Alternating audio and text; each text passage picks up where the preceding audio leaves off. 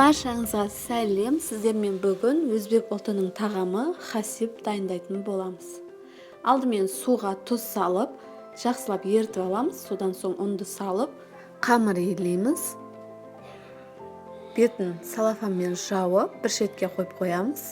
Салмасын дайындаймыз. Фаршымызға пияз, күріш, тұз, дәмдеуіштерден кинза, зира салып, жақсылап араластырып аламыз. Содан соң қамырымызды жайып бастаймыз.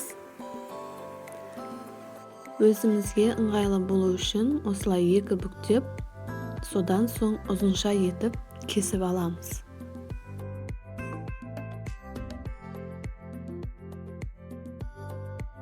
Енді ұзынша етіп кесіп алған қамырымызға салмамызды салып, 3 бұрыштап ораймыз.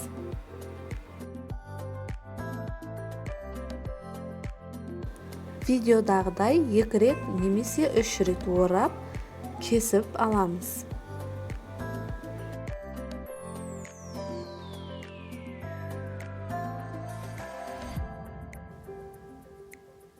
Енді подливасын жасаймыз. Ол үшін қызып тұрған тапамызға сұйық май, пияз, помидор салып, араластырып аламыз. Содан соң болгар бұрышын, әртүрлі дәмдеуіштер, кинза, зира, тұз салып араластырып аламыз.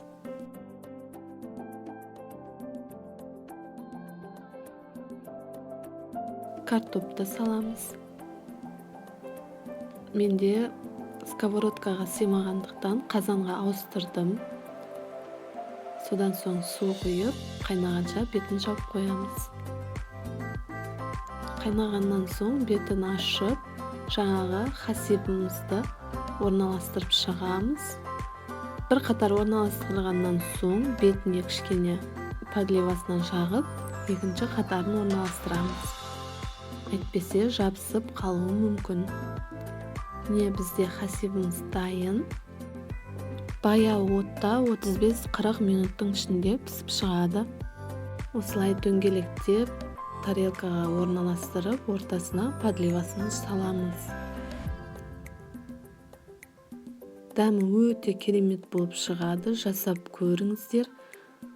Алдағы уақытта YouTube каналыма осындай керемет дәмді болып шығатын тағамдармен бөлісіп отырамын. Менің каналыма жазылуды ұмытпаңыздар. Сіздермен болған жансая ас болсын.